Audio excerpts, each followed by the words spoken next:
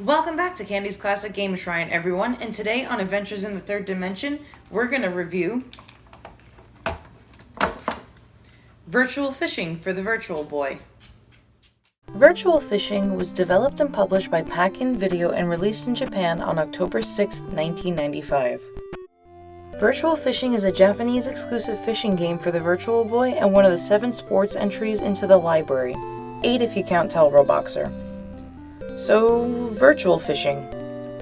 It's a 3D fishing game. There really isn't a whole lot to say about it. Despite there not being much to the game, it's still kind of fun to play once you know what you're doing. When you start the game, you're brought to a file screen where you have 3 save slots and an option to view records, all the way at the bottom. Once you've selected a file to start, you input your player name and choose a gender. Afterwards, you're brought to the map screen where you can enter tournaments in different fishing spots. Once you've won a tournament, you're given the option to go back to that spot for a time attack mode. Time attack mode is where you compete to catch 5 fish as quickly as possible. There's no casting here as it brings you immediately to the underwater screen. If you break your line once, you're disqualified, and if you go over 10 minutes, you're also disqualified. Free mode can be found all the way on the left-hand side of the map screen, as seen here, and it takes you to a location where a bunch of different fish species live. This is a great way to allow you to practice for all the different species you're going to encounter, and a great way to play the game in a more laid-back manner without the time limits or competition. Despite it being a Japanese game and being entirely in Japanese, a patch does exist that translates the game into English. It was made by Planet VB members Thunderstruck and Benjamin Stevens. Ben also made an English translation of the manual. Even if you just have a physical Japanese version, Ben's translated manual will help you heaps in an effort to learn the game without actually learning Japanese. The controls for this game are extremely simple. Very few buttons are used, and the game can be played almost one-handed. The controls are left D-pad moves the selection cursor on the screen, and it'll also move the lure when you cast your line. Start pauses the game and accepts selections on the menu screens, and if pressed twice, will restart the game. Select brings up the options menu while you're fishing and the IPD screen when the game is paused. R hooks a fish on the casting screen, A confirms selections, and B cancels selections. While you're fishing, you'll see several screens. The first screen you'll see is the casting screen.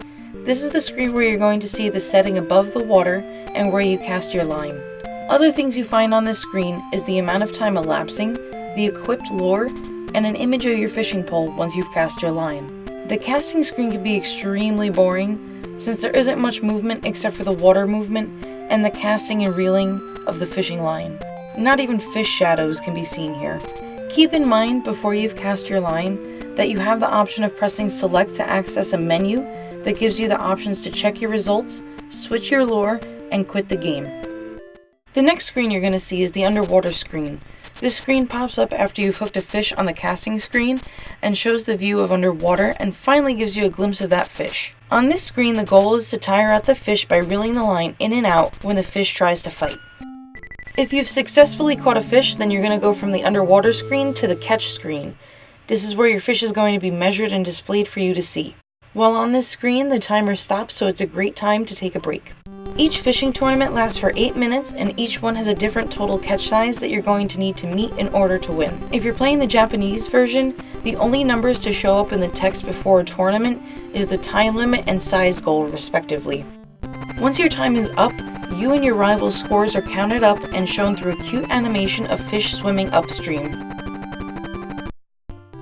Some of the kinds of fish you're going to be seeing in this game can be found in the manual and are as follows: rainbow trout, black bass, yamame trout, white spotted char, Amur catfish, salmon, and a mystery species that you get when you enter the Dream Tournament. If you're looking to add this game to your library, you should be able to find one for a fairly affordable price.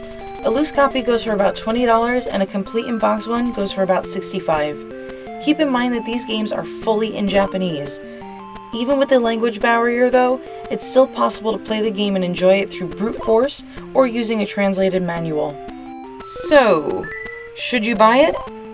In my opinion, only if you want to complete your Virtual Boy library.